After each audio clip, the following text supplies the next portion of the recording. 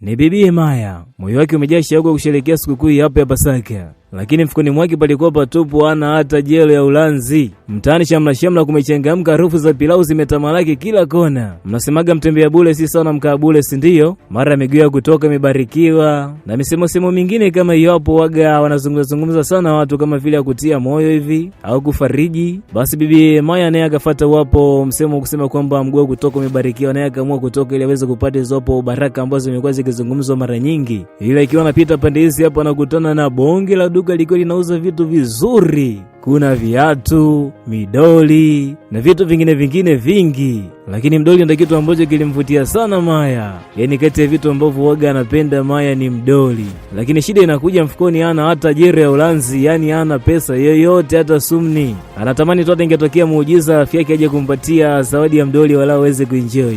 Akaona sio kesi, akasema ndani ya duka wala aone fahari ya macho. Maya ameingia ndani ya duka, anaona mavitu mengi mpaka anachanganyikiwa kabisa, lakini ndivyo pesa hakuna. Lakini kitu ambacho kimemkonga moyo ni wapa mdoli huu. Akobeba mdoli na kwenda kuuliza bei, unaweza shilingi ngapi wala uweze kutoa gundu, maana mnasemaga kwamba kuna wakati umaskini utakuwa kidogo ushtue uweze kutetemeka. Akaambiwa wapo mdoli unauzwa paundi kama 20 hivi, ambayo ni kama 70,000 ya Kitanzania. Dakuda deki walai. Pesa yote kama hiyo ataipata wapi na kadi mfukoni hana hata jero?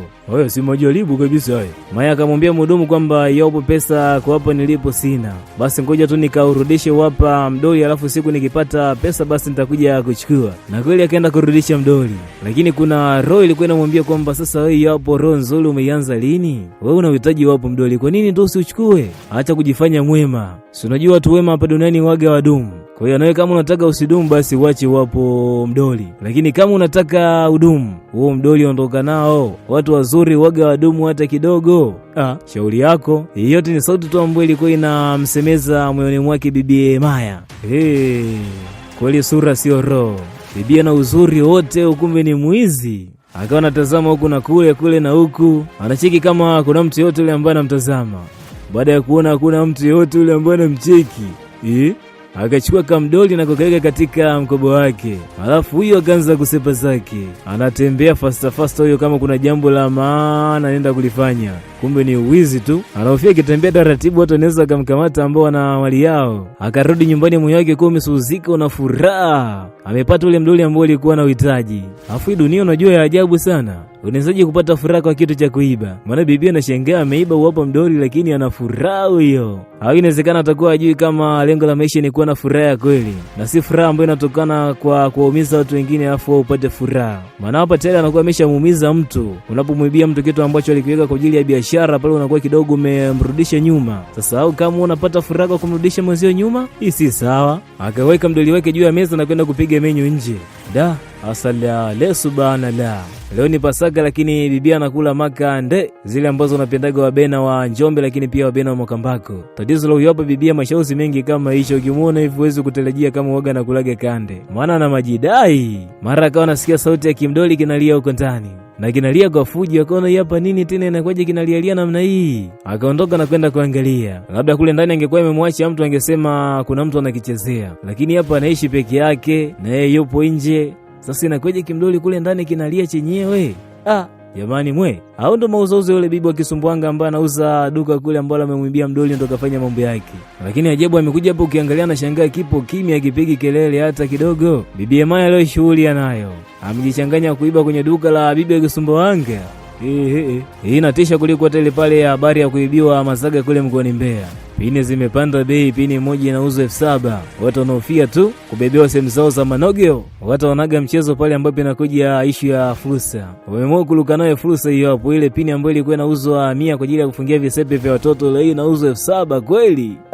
Wewe. Lakini yote hapa Bibi Maya mwenyewe ametaka, kwa hiyo tumwache acheze na hizo anga za Kisumbwanga za kichawi. Ukiacha tabia wizi ambayo yuko nayo Bibi Maya. Lakini pia Bibi Maya ana tabia nyingine ya kujisifu na majidai. Kiwalisema maisha yake ni ya kawaida tu, anaishi maisha ya kawaida sana. Lakini kwa jinsi ambavyo wanavyokuaga na wenzia na vile ambavyo wanajitapu, unaweza ukasema huyo hapa ni bilionea kama sio trilionea. Sasa trilionea gani au bilionea gani ambaye anakula kande siku ya Pasaka? Ndiyo inawezekana kupenda alikuwa na hamu, lakini haiwezi kuwa kitu kama hiyo. Kama ilivyo kaida kupenda masifa na maantation. Akawapigia rafiki zake na kuanza kujisifu. Anasema mdau hapa yuko home anakula pilau na nyama ya kuku. amechinja kuku kama 3 hivi na amekula, amevimbiwa hapa, kwa anajiuliza kwamba hapa nyama pamoja na chakula atakimaliza vipi. Yote ikumbuka na wapiga changa tu wenzake huko, kwa sababu kwa jinsi ambavyo waga wanamuona ni mtu fulani hivi ambaye ana maisha bora, ile maisha ya mboga 9 ugali kitennis. Sema tu bibi ajue kwamba maisha halisi ndo maisha ya mepesi kuliko maisha yale ya kufeki. Anatamani kuwa na maisha mazuri, lakini uhalisia wa maisha unambana. Hajajua kuwa kulizika si kuwa na kila kitu ambacho unakitaka, bali ni kufurahia kile ulichonacho wakati ukingojea kile ambacho unakihitaji. Maya akiwasaki sebleni anachamba umbea, mara ile sauti ya kile pale kimdoli ikaanza tena kusikika, kinalia kinapiga kelele hicho. Hawamwi bibi Maya akuwa na ile pale confidence ambayo ilikuwa nayo mara ya kwanza. Saizi kidogo ameanza kuingiwa na oga, na hii ni kwa sababu kimdoli kinalia kwa mfululizo kwa fujo bila hata kupumzika, na makelele tu mtindo mmoja, kama vile mndani kuna wale watu ambao wanauza mitumba. Kimdoli kikao kinalia kwa sauti tofauti tofauti, mara kilie milio ya nyau, mara simba, mara kondoo, mara mbwa, mara tembo, mara fisi, mara ng'ombe. Yani karibia milio yote kilikuwa kina uwezo wa kuigizia. Na ndani ilikuwa giza mezima, taa kaona wapi, inabidi tu niwashe taa. Ndani ikawa ni fulu manyangalakata, mara kilie, mara kinyamaze, yani kile kilimadi tuta fulani. Maya akaamua kushuka mpaka kule chini kabisa sebleni kwenda kukiangalia. Anafika na kikuta pale pale juu ya meza sebleni kimetulia tuli, akakichukua na kuanza kukitathmini. Anajiuliza iki hapa kidubwani na koje kinapiga kelele chenyewe, na wakati hakuna mtu yote yule ambaye amekichukua na kichezea. Hadi mdau hapa bibi Maya baada ya kujua kama chanzo cha hapa manyangalakata yote ni kwa sababu tu ameiba kile pale kimdoli kule dukani. Akashangaa kuona tena kimeanza kupiga kelele huko kinaruka na tena kinaruka kama vile mtoto wa ndama. Akaona sasa iki hapa dawa yake ni kukichomoa tu betri likikome kitulie tuli, maana chenyesi kinajifanya kijanja. Maya bado hajaelewa na kufahamu kwamba hapa yote ni kwa sababu tu ya mambo ya kishirikina, mambo ya giza. Kwa hiyo sidhani kama akitoa betri basi kinaweza kikatulia. Hebu tuendelee kutazama tuone. Akazing'oa betri na kuziweka pembeni, aone kama kitaendelea kuleta upumbavu wake, manjongu yake hapa na manyangalakata. Baada ya kumaliza kukitoa betri akakiweka hapo juu ya meza, kisha huyo yeye akaondoka. Vita hii kwa bibie ni ya kiroho na si ya kimwili, lakini ati anajaribu kupambana nayo kimwili zaidi, na wakati vita ni ya kiroho. Hapa ni lazima tu itamshinda. Sidhani, lakini labda anaweza kafanikiwa. Hapa inabidi ajiangalie, maana akileta tu mambo ya kiuzembe anaweza akafeli vibaya. Usiku hapa Maya akiwa amejipumzikia zake usingizi mororo, nguvu itendayo kazi ya kile pale kimdoli cha kichawi ikaanza kutenda kazi. Na tukumbuke zile pale betri kule kwenye kimdoli alishazichomoa. Hebu tuone kama jaribio lake linaweza likafanikiwa, likaenda sawa na vile ambavyo ametarajia.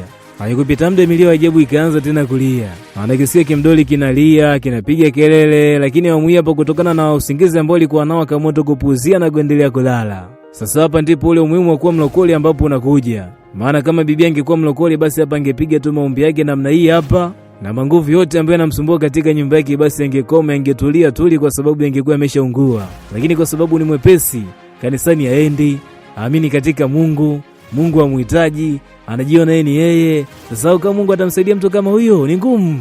Kinyamkela kinazidi tu kumkela, sasa anajifanya msela. Wapi natakiwa atulia, silete papala, maana atapigwa ile kukulu kakala. Asala le subhanallah. Kimdoli kimecharuka kinapiga makelele mpaka mtu wezi hata kulala.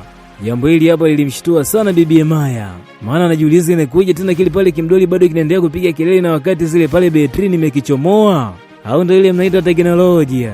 Mara kimdoli kikatimba pale pale kitandani. Bibi akabaki tu ametoa mimacho na kuambia anashangaa kama vile ameona mzimu.